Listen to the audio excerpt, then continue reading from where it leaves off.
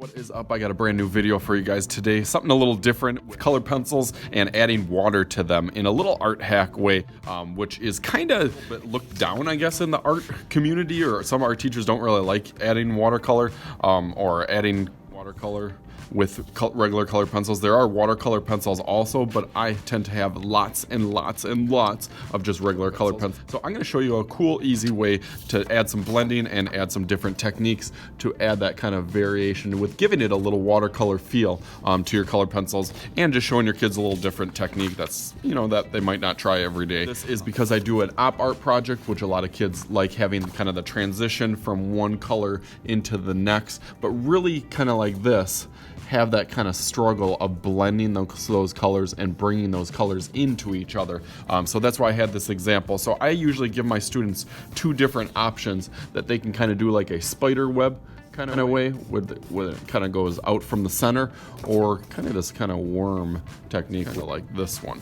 So I'm going to do those both on here and then show you how the watercolor can mix kind of with the regular color pencils. So for like the spider web, most of it would just go, you'd have kind of these big giant triangles going onto here, and then I usually have a curvy line going one way, and then the opposite curves the opposite way. And then for the other one, they will have kind of these curvy lines, just random curvy lines going any sort of way, and then this kind of crossing in between, and then you do the blending kind of in between some of those boxes. So I will start out on the top. I'm going to pick a purple out there. For the water cups, you don't need that much water cup. I don't want to spill my water cup, but it's probably almost about the size of the pencil is all the water that you need on it. You don't need it too full, else you don't want to risk spilling it onto your paper. But just to get this practice, so I actually color it first. So it's a good technique to get used to kind of doing a value scale. I always start in the middle, actually, with as light as I can possibly touch in the middle of it, and then as I get to the outside, I get darker and darker and darker, and keep trying to push darker and darker as I get to the outside. Go back to the middle, really, really light, barely touching the paper, and then go darker, darker, darker, darker, and by the end of it, you're pushing really, really hard, and you can kind of go over it. And this still kind of looks good. It still gets the point across from it going dark to the outside and gets that optical illusion of it blending. But one thing I like to do from there is kind of throw a little watercolor onto there. So you can just dip your brush into there. You don't want to set your brush into here, because that'll ruin the wood onto here. But if you're just kind of dipping it on there, I think it works well. And then just adding right over the top of that, you can dip it back into there. I think really starts to blend those colors and make them pop a little bit more and give it a more kind of watercolor feel to it, and make some of that blending a little bit easier for kids. So I'm going to do that with another color, and then I'll go on to the bottom one onto there. Maybe I'll try a red onto here. So same thing on here, even though the curve goes kind of the opposite way. I will start in the middle, as I said. Start in the middle with barely touching the paper at all, and then go into the outside really, really dark.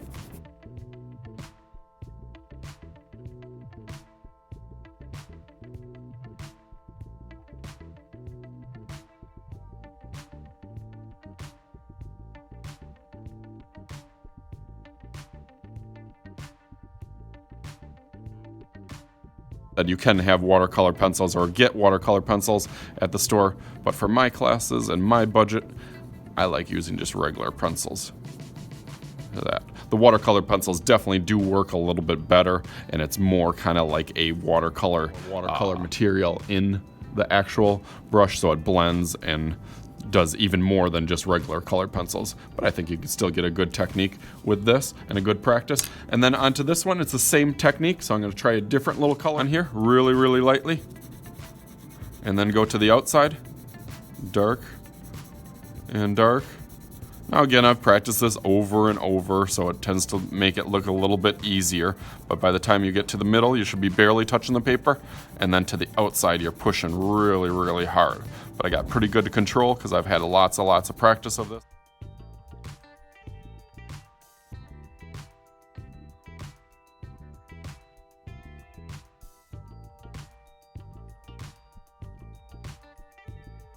Dip your brush into there. I'm just picking up the water so you can actually see that I'm dipping the brush, but I would recommend that you guys just leave your water on the table.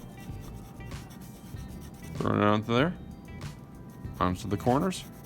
And then, like I said, just makes the blending, and I think it makes it look a little bit more authentic and kind of like adds a little bit more paint quality to kind of some of these works. And then by the end, a little bit more natural, and you'll get some of those really vibrations kind of in the painting, or in the, well, it is kind of a painting now with the watercolor, with the color pencil and the water onto it. It almost gives it a more painting feel, like I said. So just trying to give you guys a little different hacks and a little different kind of money saving and quick tools that you can use in your class or at home. Most people have color pencils at home. A little variety or variations that you can do, and you can do all sorts of little different practice kind of things with the watercolor and the pencil, kind of the water, to get different kind of practices and different steps onto there. Thank you guys for viewing this. As always, I am Mr. Shooty. This is Mr. Shooty's art class, and we will see you guys later.